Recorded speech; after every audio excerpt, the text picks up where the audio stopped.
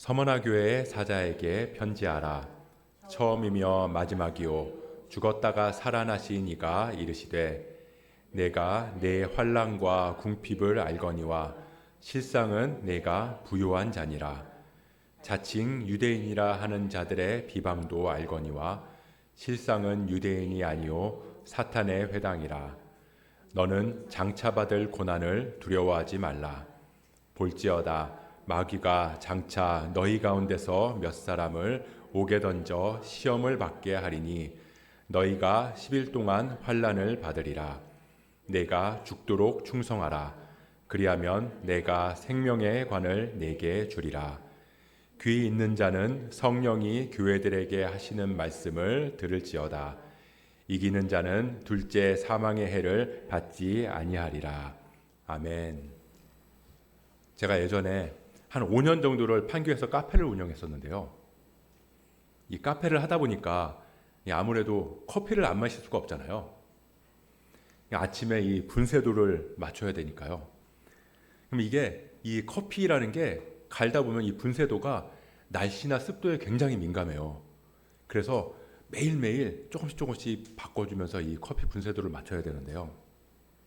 그러니까 물론 제가 이제 진짜 전문가들처럼 잘하지 못하지만 아무래도 프랜차이즈가 아니다 보니까 제가 그걸 혼자 다 해야 됐어요.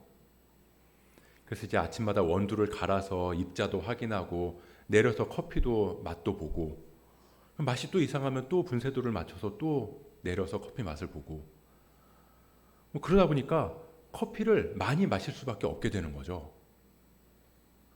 그러니까 아침에 그렇게 한두 잔을 이렇게 커피를 마시고 그리고 점심 먹고도 커피를 마시고 그리고 오후에도 한 잔씩 마시고 때로는 지인이 찾아오거나 하면은 또 같이 커피를 마시고 그러다 보니까 못해도 하루에 두세 잔 많으면 그 이상을 또 마시게 되는 거예요. 근데 제가 카페를 하기 전에는 커피를 얼마나 마셨을까요? 카페를 하기 전에 제가 직장을 다닐 때 그때 저는 커피를 한 잔도 마시지 않았습니다. 저는 믹스 커피도 안 마셨어요. 커피 자체를 별로 좋아하지 않았거든요. 그냥 누가 커피를 마신다고 그러면 그 쓴 걸 왜 마셔? 이랬거든요.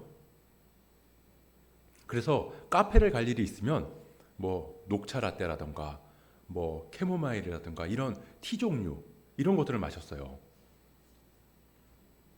근데 다들 아시겠지만 카페 메뉴 중에서 아메리카노가 가장 저렴하잖아요. 다른 메뉴들은 다 조금씩 비싸요. 그래서 이 다른 메뉴를 선택하기가 좀 그런 상황들이 있거든요.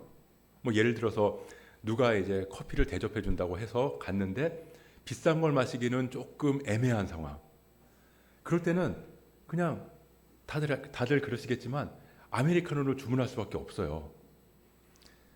근데 제가 커피가 써서 안 마신다고 그랬잖아요. 근데 이제 커피를 대접받을 상황이 생겨서 아메리카노를 주문을 해서 마시게 됐는데 그걸 또 사줬는데 안 마실 수도 없고 그럼 제가 그때 어떻게 했을까요? 네, 저는 아메리카노를 받고 나서 어떻게 했냐면요. 조용히 시럽 있는 쪽으로 가요. 그리고는 컵 뚜껑을 열고 시럽을 펌프질합니다. 몇 번?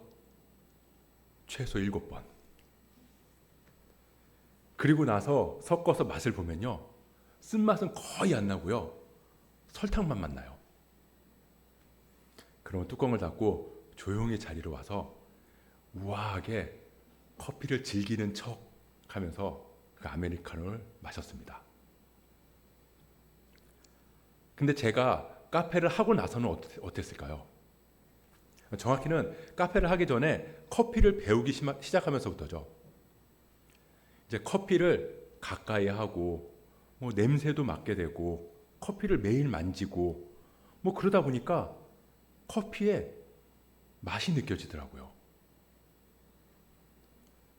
예전에는 커피를 마시면 써 그냥 쓴맛만 느껴졌거든요. 근데 이 커피의 맛을 느끼기 시작하니까 커피가 쓴 게 아니더라고요. 어떤 커피는 산미가 있기도 하고요. 어떤 커피는 고소한 맛이 나기도 해요. 또 이 커피 카페를 하다 보니까 이 원산지에 따라서 또 원두 종류에 따라서 또 그 원두를 어떻게 배전하느냐, 얼만큼 볶느냐에 따라서 맛이 다 다르더라고요. 또 그 커피들을 어떤 종류를 어떻게 블렌딩 하느냐에 따라서 커피 맛도 달라지고요. 또 심지어는 머신으로 내리느냐, 이 드립으로 내리느냐, 콜드브루로 마시느냐, 또 에어로프레스로 마시느냐, 이런 거에 따라서 같은 원두도 다 맛이 다르더라고요. 예전에는 커피는 쓴맛 딱 하나였거든요. 그래서 이딴 걸 왜 마시나 그랬는데, 지금은 나름대로 제가 좋아하는 커피의 취향도 생겼고요. 그래서 그 커피 종류를 찾아서 마시게 되더라는 거예요.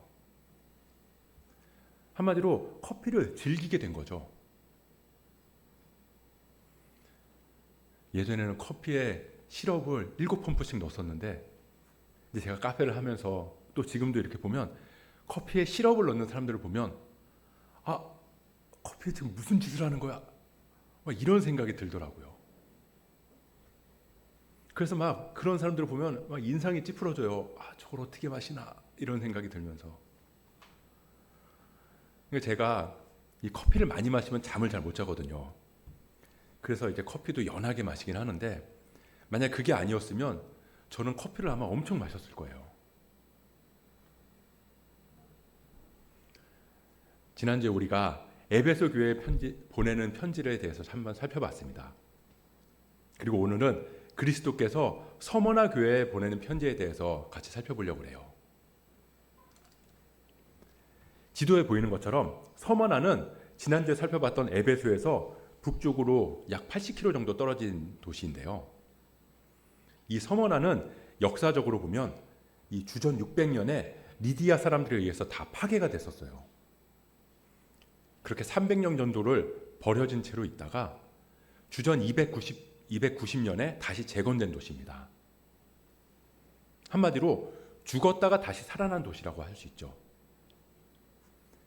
당시에 로마의 유명한 연설가였던 아리스티데스, 이름이 좀 어려워요. 아리스티데스가 이 서머나를 가리켜서 죽었다가 마법처럼 살아난 전설의 불사조 피닉스, 이렇게 표현한 기록이 있다고 합니다.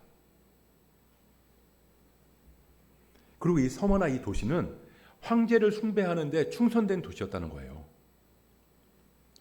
이 충성심 때문에 티베리우스 황제가 자기 아버지인 아우구스투스 황제의 그 황제 신전을 여기에 건설했다고 합니다. 그 황제 신전이 처음에는 버가모에 건설됐고요. 두 번째로 이 서머나에 건설이 된 거예요. 그리고는 이 서머나에 신전의 수호자라는 칭호를 부여했어요.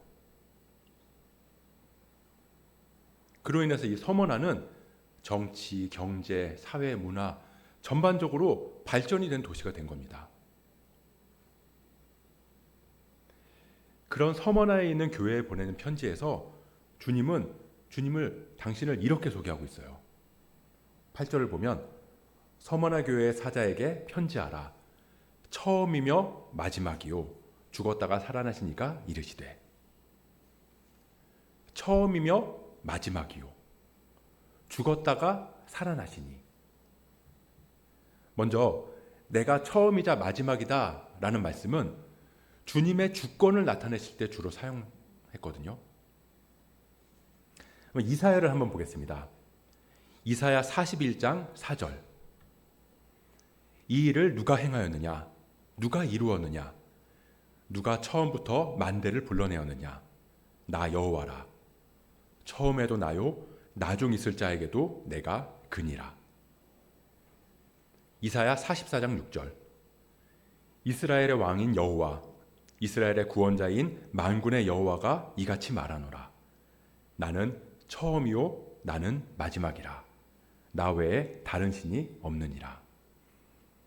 그리고 이사야 48장 12절 13절. 야곱아, 내가 부른 이스라엘아, 내게 들으라.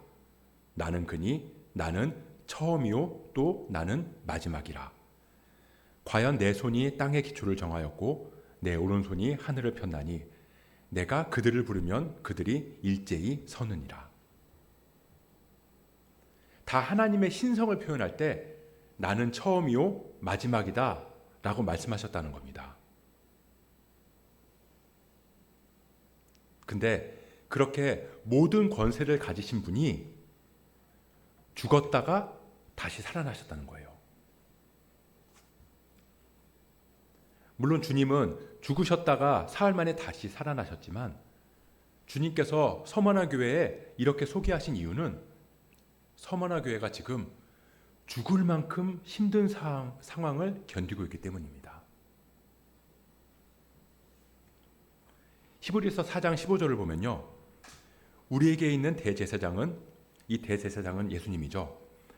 우리의 연약함을 동정하지 못하실 리가 아니요 모든 일에 우리와 똑같이 시험을 받으신 이로되 죄는 없으시니라. 우리도 왜 같은 고통을 겪고 같은 길을 걸어간 사람들이 해주는 한마디가 더 큰 힘이 되고 위로가 되잖아요. 뭐 군대도 안 갔다 온 사람이 군대 들어가는 사람한테 야 괜찮아 남들 다 하는 건데 뭐 이런 말은 전혀 위로가 되지 않아요. 오히려 군대에서 엄청나게 고생한 사람이 괜찮아 조금만 버티면 분명히 좋은 날이 올 거야. 이게 더 큰 위로가 되고 힘이 된다는 거죠. 다시 말해서 죽었다가 살아나신 분이라는 건 죽음을 직면한 서머나 교회에 단순히 그냥 힘내 이게 아니라 그 죽음을 통과하고 그 죽음을 이기고 다시 살아나신 분으로서 애절한 마음으로 전하는 위로의 말씀이라는 거예요. 지금 서머나 교회의 상황이 어떠냐면요. 이 로마가 다른 나라를 지배할 때 나름의 정책이 있었는데요. 그 나라의 문화적인 특성을 존중해 주는 거였어요. 근데 이 유대인들, 이스라엘을 지배하면서 이 유대인들은 유일신 신앙을 가지고 있는 민족이잖아요. 하나님 한 분만이 신이다. 그러니까 로마는 황제를 신으로 여기면서 절하는 걸 유대인들한테는 강요하지 않았다는 겁니다. 왜냐하면 그걸 강요했다가는 유대인들의 정체성을 부정하는 거니까 더 큰 문제가 생기게 된다는 걸 알았으니까요. 그 정책을 유대인들한테 밀어붙였다가는 둘 중에 하나인 거죠.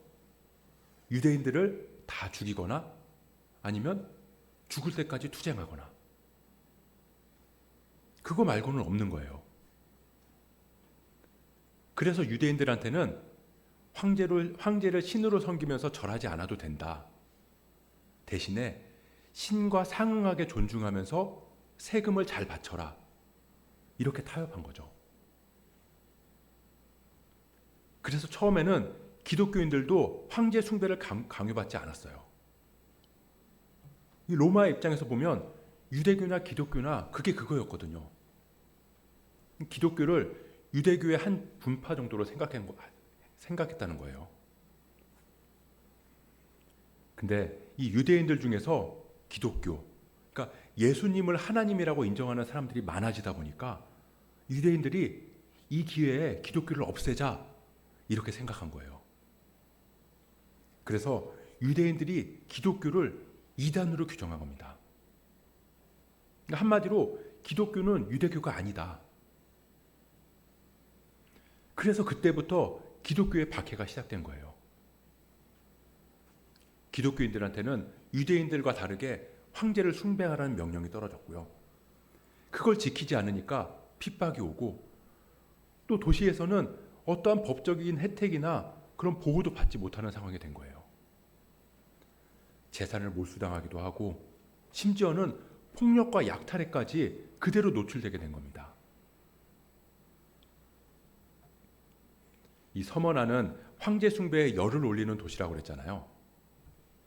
그러다 보니까 이 노동자들은 무역조합 같은 데에 이렇게 속해 있었는데 그 조합원의 지위를 유지하려고 하면 이 이교적인 종교 행사에 참여해야 했다는 거예요. 그걸 지키지 않으면 그 사람으로 인해서 신이 우리의 노동을 지켜주지 않을 거다라고 생각한 거죠. 그래서 그 사람의 조합원의 자격을 박탈한 거예요. 그리고 뭐 물건을 하나 팔려고 해도요, 이게 종교의 그 제사에 바쳐진 물건이 아니다 보니까 사람들은 그 물건을 사기를 꺼려했다는 거예요. 이 음식이 잘못된 게 아닐까? 이 음식을 먹으면 신이 우리를 보호해주지 않을지도 몰라. 이렇게 생각했다는 거죠. 그래서 이 서머나에 있는 사람들이 이 제의에 참여하지 않으면 일을 하기도 힘들고 물건을 사고 팔기도 힘들었다는 겁니다. 한마디로 경제적인 활동 자체가 불가능했다는 거예요. 그런 서머나 교회를 보시고 주님께서는 내가 내 환난과 궁핍을 알거니와, 내가 다 안다. 여기서 궁핍은 푸토케이아라는 단어인데요, 이 조금 부족한 수준이 아니라 극심한 빈곤이라는 의미를 가지고 있어요. 그러니까 믿음 때문에 겪는 환난과 궁핍. 이 서머나 교회에는 번영이나 부유함의 복음이 전혀 없었어요. 그리고 그리스도는 그런 서머나 교회의 궁핍을 칭찬하셨다는 겁니다. 그러나 실상은 내가 부유한 자니라. 자, 그럼 이제 다음 장면은 어떻게 전개되어야 될까요? 주님께서 내 환난과 궁핍을 내가 다 알고 있다. 사실 너는 영적으로 부유한 사람이다. 이렇게 칭찬하셨잖아요. 그럼 그 다음 장면에서 그러니 내가 곧 이 환난에서 너를 건져내리라. 내지는 사탄의 회장 같은 유대인들을 내가 멸하리라. 이런 약속의 말씀이 나와야 될 것 같은데 주님께서는 뭐라고 그러시죠? 너는 장차받을 고난을 두려워하지 말라. 장차받을 고난? 장차받을 상급이 아니라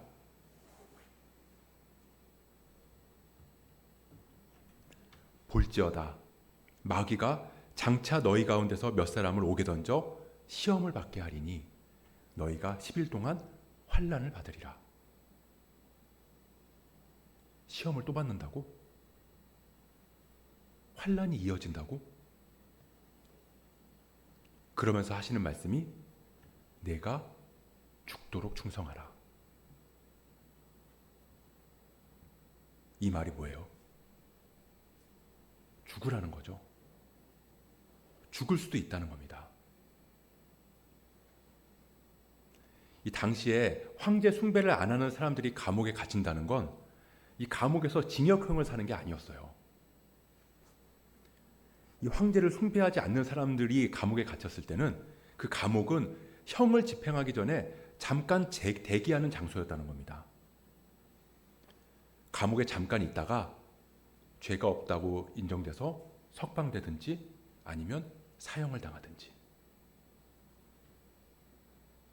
그러니까 죽도록 충성하라는 말은 죽음도 각오하라는 말씀인 거예요.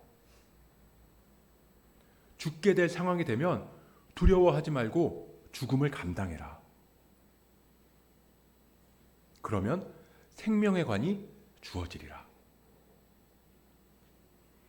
근데 이 생명의 관에서 관도요, 이 왕관이 아니에요. 월계 수입 같은 걸로 만든 그런 관을 말하는 거거든요. 그러니까 마침내 너의 삶이 영광스럽게 인정되리라. 그게 아니라 그냥 믿음 안에서 승리하리라. 죽어서 영생을 얻으리라.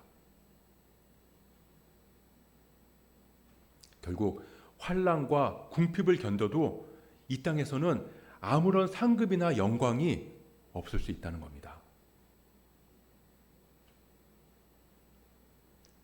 우리는 서머나 교회랑은 상황이 달라요. 신앙 때문에 죽임을 당할 일도 없고요. 신앙 때문에 경배 활동을 할 수 없는 것도 아니고 또 신앙 때문에 굶주리거나 핍박을 받지도 않아요. 그래서 어쩌면 우리한테 이 말씀이 아무런 현실감 없는 말씀처럼 느껴질 수도 있어요. 근데 이 서머나 교회가 지금 우리랑 비슷한 점이 있다는 겁니다. 아무리 신앙생활을 잘해도 삶의 무게가 좀처럼 가벼워지지 않는 것. 아무리 믿음을 가지고 예배하고 기도해도 힘들고 어려운 삶의 현실이 전혀 나아지지 않을 수 있다는 것. 그저 눈물로 기도하면 내가 다 안다, 이렇게 말씀해 주시지만 다음날 일어나면 문제의 해결이 아니라 오히려 장차 받을 고난이 기다리고 있고 언제 끝날지도 모르는 환란이 이어지고, 그렇게 신앙이라는 게 내 인생에 아무런 도움이 되지 않는 것처럼 느껴질 때가 있다는 거예요. 그러면서 그저 죽도록 충성하라.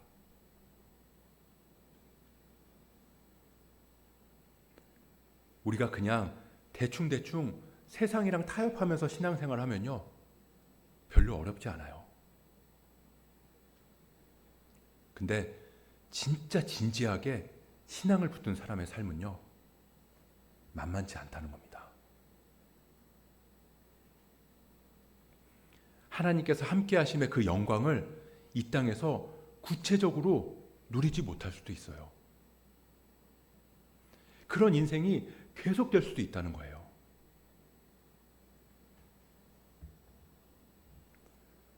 진지한 신앙을 가진 사람들은요, 살아가면서 갈등과 고민이 참 많아요.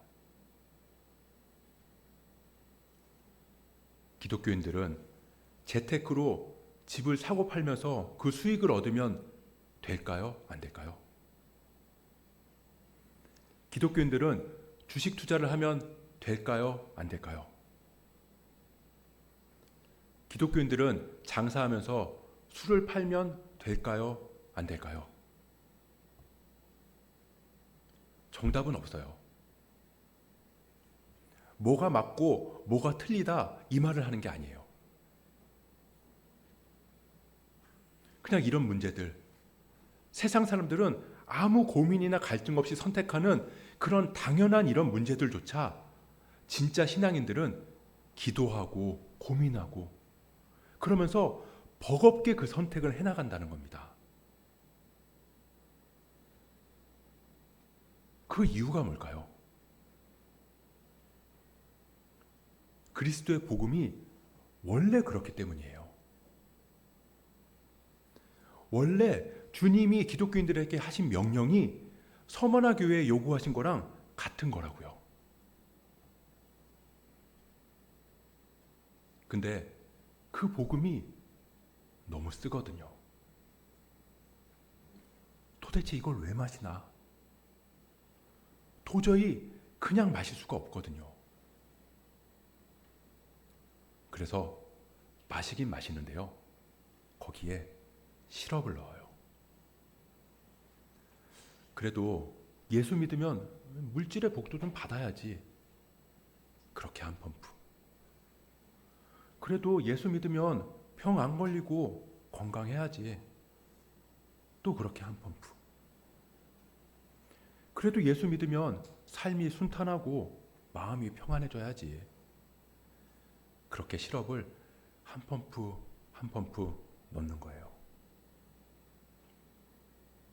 그러면 어느새 커피는 더 이상 커피가 아니라 설탕물이 돼버리고 말아요. 그냥 색깔이랑 냄새만 커피예요. 그렇게 설탕물을 마시면서 마치 커피를 마시는 것처럼 우아하게, 우리의 신앙이 그런 모습이 될 수도 있다는 겁니다.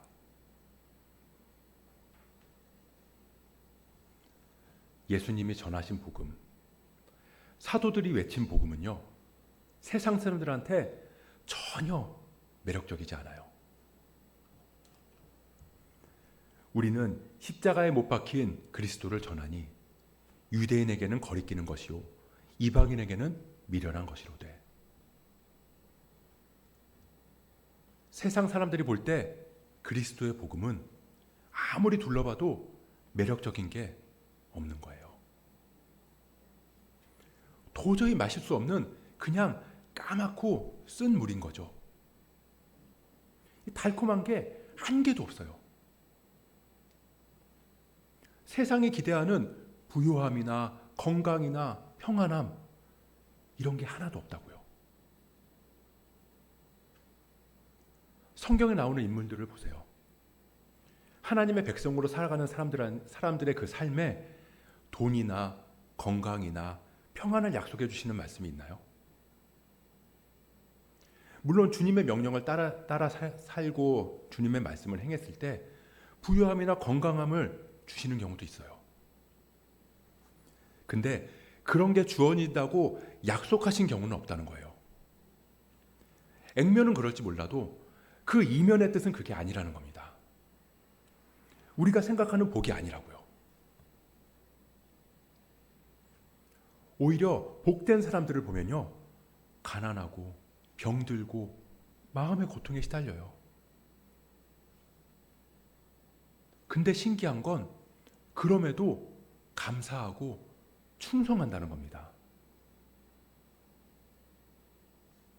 왜요? 그 쓴물을 마시다 보면 그 맛을 알게 되니까요. 오히려 시럽 넣은 커피는 못 마셔요. 그리고 어쩌면 그게 그리스도인으로 빚어져가는 모습인지 모릅니다.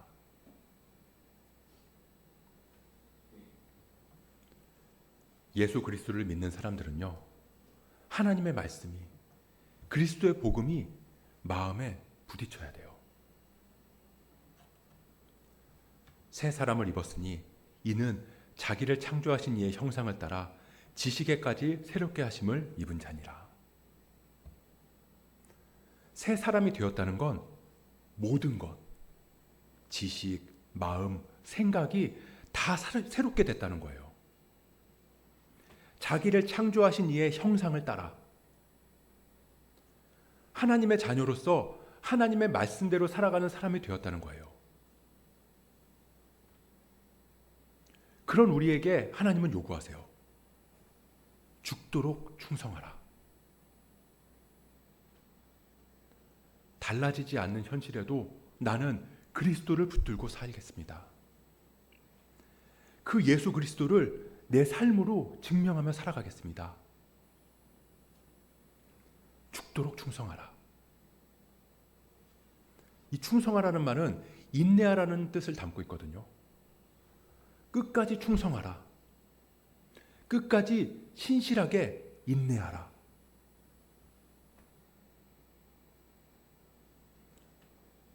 저와 여러분들이 우리의 현실, 부름받은 그 자리에서 끝까지 인내하고 신실하기를 축복합니다. 신앙의 열매는요, 우리 눈에 다 보이지 않아요. 주님만 볼 수 있는 열매가 있어요. 그건 사람들 눈에 보이지 않고, 그래서 사람들이 알아주지 않지만 우리 주님은 다 알고 계신다는 거예요. 내가 다 안다. 그리고 마침내 우리 머리에는 생명의 관이 주어질 줄 믿습니다. 우리가 주님과 함께 이기는 자, 승리하는 자, 둘째 사망의 해를 받지 않고 영생을 누리며 살아가기를 주님의 이름으로 축복합니다.